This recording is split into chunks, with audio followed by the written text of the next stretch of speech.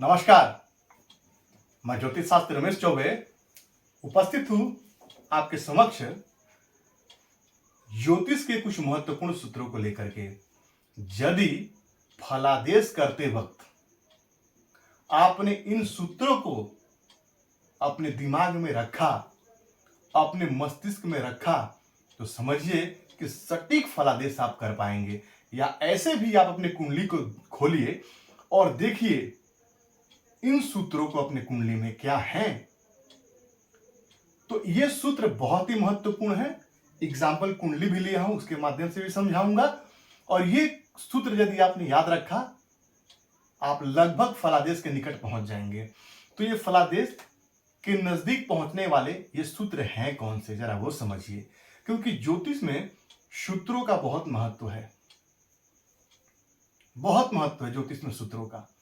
तो सबसे पहले मैं आपको 1 नंबर सूत्र के बारे में बताऊंगा, लग्न और लग्नेश का कमजोर होना।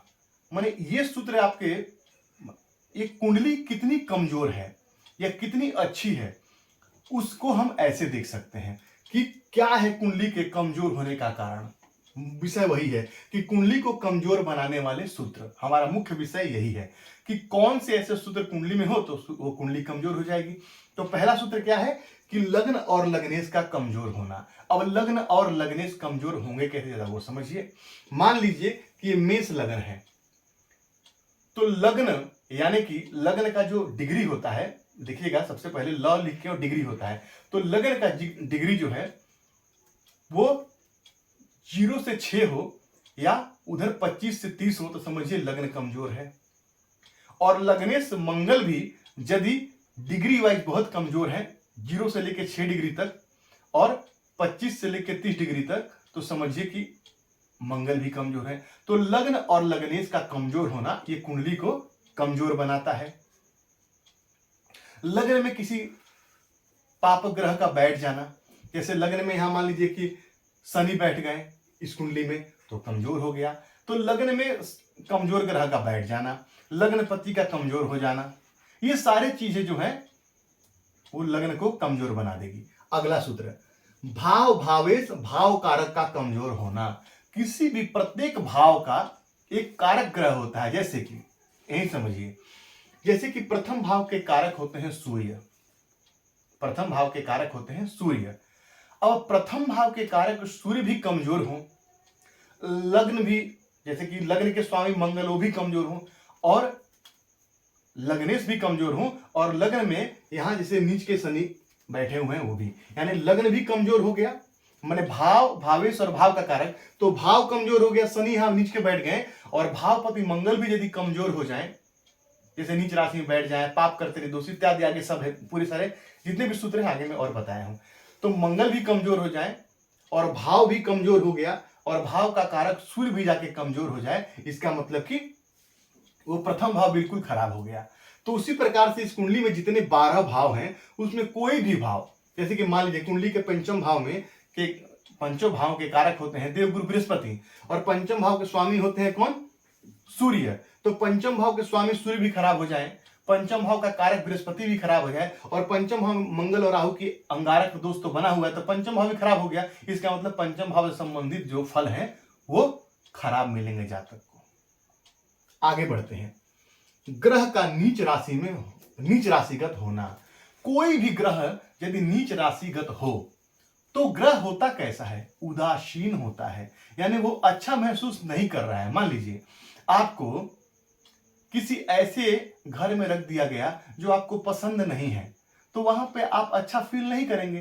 तो ग्रह जब नीच राशि का होता है तो उदासीन प्रवृत्ति का होता है और अपना अच्छा फल देने में कहीं ना कहीं वो चूक जाता है, अपना अच्छा फल प्रदान नहीं करता है जातक को। तो जैसे कि कैसे आपको पता चलेगा मेरा ग्रह कुंडली में नीच का है, ये सारे सूत्र में बताया हुआ। जैसे मान लीजिए कि सूर्य जो है वो तुला राशि में नीच के होते हैं, चंद्रमा वृश्चिक राशि में नीच के होते हैं, मंगल कर्क राशि में नीच के होते हैं, बुध मीन राशि में नीच के होते हैं, शुक्र कन्या राशि में नीच के होते हैं, शनि मेष राशि में नीच के होते हैं। तो आप देखिए यदि नीच का ग्रह है तो इसका मतलब कि वो ग्रह जो है वो कमजोर है। जैसे कि मान लीजिए इसी भाव में सप्तम भाव के स्वामी शुक्र हैं और वो यदि जाए कुंडली के छठे भाव में यहाँ पे बैठे हैं तो इसका मतलब वो कमजोर है, यानी वो ग्रह जो है उदासीन है, अच्छा प्रभाव जातक को नहीं देगा। तो ये भी देखना है। अब यहाँ पे एक चीज मैं आपको बता दूं कि ये जितने भी सूत्र हैं 10 सूत्र, इसमें से जितने आपकी कुंडली में ज्यादा से ज्यादा सूत्र होंगे, समझिए कुंडली उतनी ज्यादा कमजोर होगी, वो कुंडली उतनी ज्यादा जो है वो खराब फल प्रदान करने वाली होगी। आगे बढ़ते हैं। ग्रह का किसी भाव या ग्रह पर दो पाप ग्रहों की दृष्टि, किसी ग्रह पे या भाव पे दो या दो से अधिक पाप ग्रह की यदि दृष्टि हो तब भी वो भाव और ग्रह कमजोर हो जाते हैं। जैसे सप्तम भाव पे मान लीजिए कि शनि की दृष्टि है और सप्तम भाव पे यहां पे जो है वो केतु की दृष्टि हो, और सप्तम भाव के कारक सप्तम भाव के स्वामी शुक्र पे भी यदि सप्तम भाव के स्वामी शुक्र बनेंगे तो उस पे भी किसी पापक ग्रह की दृष्टि हो, किसी भी भाव पे दो या दो से अधिक, अब दो के बाद जितने भी ज्यादा पाप ग्रह की दृष्टि पड़ेगी वो भाव उतना ही कमजोर होते चला जाएगा, या उस भाव का स्वामी पे यदि दृष्टि पड़े तो उतना ही वो ग्रह कमजोर होते चला जाएगा। तो ये भी आपको ध्यान रखना है कि कहीं दो पापक ग्रह की एक दृष्टि पड़े, पाप ग्रह की थोड़ा बहुत मतभेद हो सकता है, लेकिन यदि दो दो पाप ग्रह की दृष्टि पड़े तो कहीं ना कहीं बहुत ज्यादा समस्या जातक को आती है। आगे बढ़ते हैं। ग्रह का पाप ग्रहों के साथ बैठना, ग्रह का पाप ग्रहों के साथ बैठना, ये 6 नंबर हमारा सूत्र है। कोई भी ग्रह है और वो पाप ग्रह के साथ बैठा हुआ है, जैसे मंगल यहां राहु के साथ बैठे हैं तो राहु एक पापक ग्रह है, तो मंगल को वो प्रभावित करेंगे। राहु एक ऐसे ग्रह हैं जो जिस ग्रह के साथ बैठते हैं उसका वो रूप यानी उसका गुण धर्म वो अपनाते हैं, लेकिन उस ग्रह को खराब भी करते हैं, अंगारक दोष का निर्माण करेंगे। तो पाप ग्रह के साथ बैठना भी किसी ग्रह का ये भी दुर्योग के अंतर्गत में आता है। जैसे राहु का चंद्रमा के साथ बैठना, केतु के साथ बैठना, ये ग्रहण दोष की श्रेणी में आता है। तो इसलिए आपको ये बात भी ध्यान रखना है। 7 नंबर सूत्र है कि नवांश कुंडली में ग्रह का नीच का होना।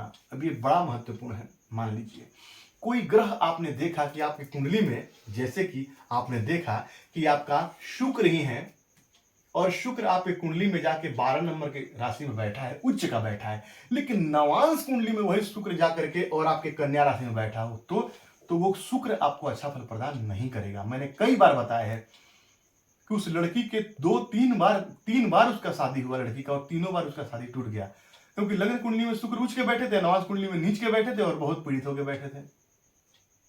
तो इसीलिए नवांश कुंडली में आपको किसी ग्रह की दशा चल रही है, मान लीजिए कि इस कुंडली में आपको मंगल की दशा चल रही हो और आपने देखा क्या कि मंगल इस कुंडली में अच्छे भाव में बैठे हैं और नवांश कुंडली में भी वो अपने राशि में बैठे हो, मेष राशि में बैठे हो या उच्च के बैठे हो, समझिए कि वो बहुत ही अच्छा प्रभाव आपको देने वाले बन जाएंगे।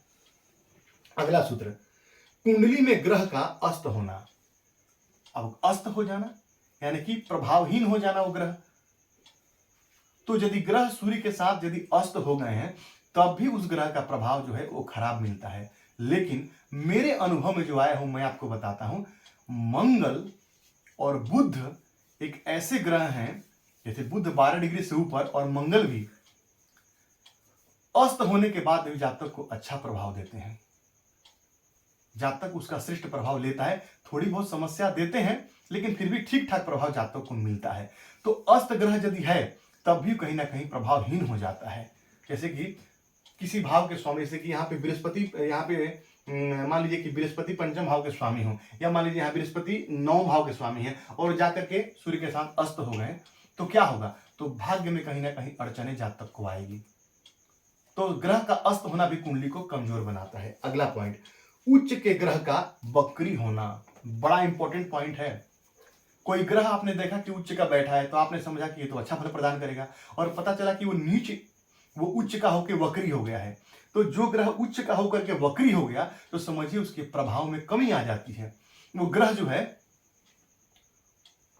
वो आपको अच्छा प्रभाव नहीं देता है।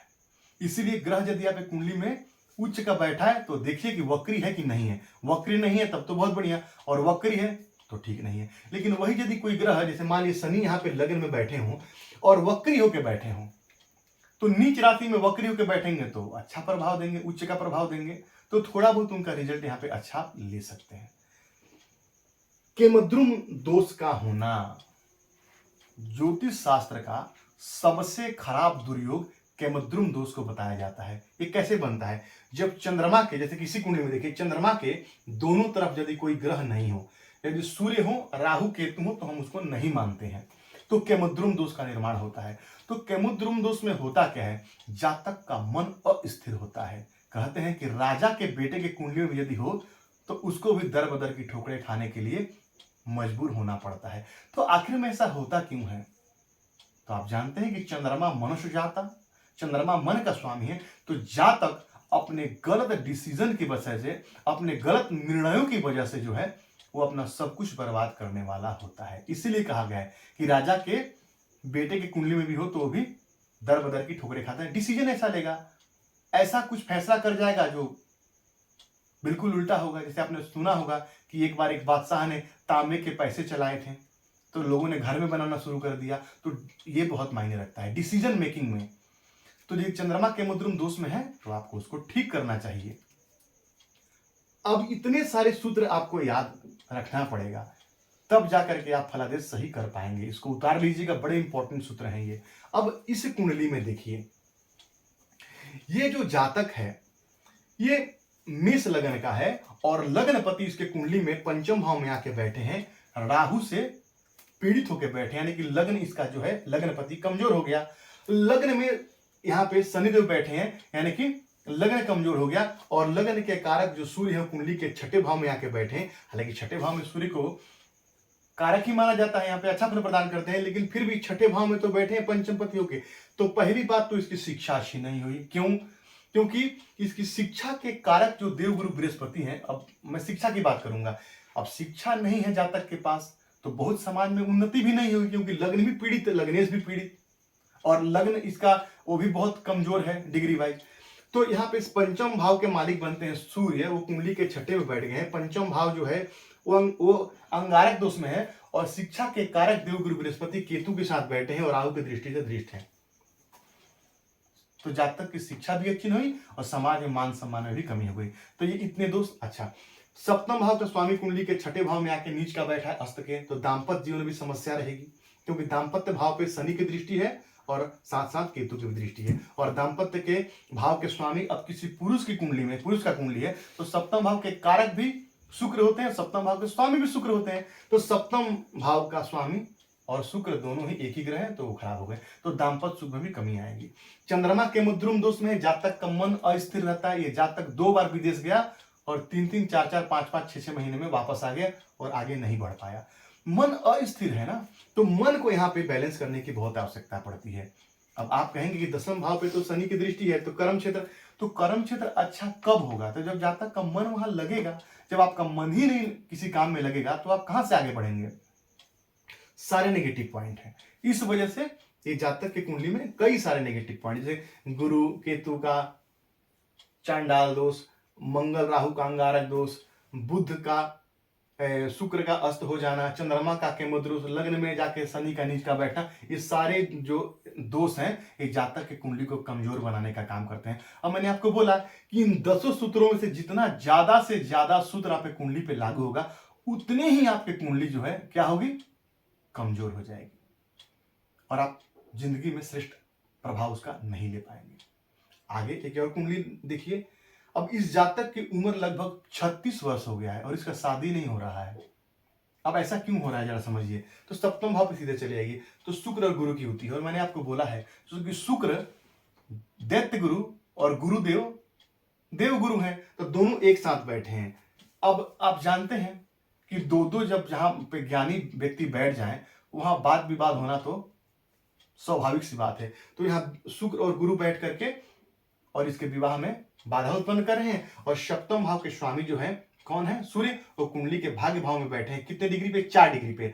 और यहाँ पे तुला राशि में 10 डिग्री तक सूर्य जो है वो कैसे होते हैं? तो उच्च के, और मेष राशि में उच्च के और तुला राशि में नीच के। तो 10 यहाँ पे 4 डिग्री पे है तो परम नीच के हैं, वहां पे परम नीच के सूर्य है, तो अच्छा प्रभाव जातक को नहीं दे रहे हैं। तो सप्तम भाव का स्वामी नीच का हो गया और सप्तम भाव में गुरु और शुक्र का बैठना, और सप्तम भाव पे जो है किसकी दृष्टि पड़ गई? राहु की दृष्टि पड़ गई, यानी कि सप्तम भाव पीड़ित हो गया। तो जातक का जो है विवाह में विलंबता आ रही है। तो जितने ही आपकी कुंडली में दुर्योग होंगे उतना ही आपको नुकसान होगा। चंद्रमा के दोनों तरफ कोई ग्रह नहीं, तो चंद्रमा यहाँ पे केमुद्रुम दोष में बैठा हुआ है, तो चंद्रमा से भी समस्या है। चंद्रमा केमुद्रुम दोष लगा के बैठे हुए हैं। पंचम भाव में केतु बैठे हैं और पंचम भाव को स्वामी बुध जाके कुंडली के भाग्य भाव में बैठा है, अस्त होके बैठा है नीच के सूर्य के साथ, तो जातकों को संतान प्राप्त में बाधा होगी आगे चल करके। तो ये ऐसे ऐसे जितने भी आप कुंडली में अपने देखेंगे, जितने ही कमजोर ग्रह, जितने ही कमजोर ये दुर्योग दिखाई देंगे, उतना ही आपकी कुंडली कमजोर होती चली जाएगी। बड़े इंपॉर्टेंट सूत्र हैं ये ज्योतिष के, इसको आप लिख लीजिएगा यदि आप ज्योतिष के प्रति रुचि रखते हैं तो। और अपने कुंडली मिलाइए और साथ ही साथ अपने जो आपके प्रियजन है उनके कुंडली में देखिए। और यदि ज्योतिष आप सीख रहे हैं तो आपके लिए तो ये राम बाण सूत्र है, इसको भूलिए मत। अब इसके बाद मैं बताऊंगा आगे चल के आपकी कुंडली को मजबूत बनाने की कुंडली में कौन कौन से सूत्र होते हैं, ये भी मैं आपको बताऊंगा। तो यकीन है कि विषय आपको समझ में आया होगा। विषय यदि आपको समझ में आए और मेरी बातें आपको अच्छी लगी तो मेरे वीडियो को लाइक और शेयर जरूर कीजिए, चैनल को सब्सक्राइब कीजिए। तो आपका दिन मंगलमय से मंगल कामना के साथ आज के लिए इतना ही। नमस्कार।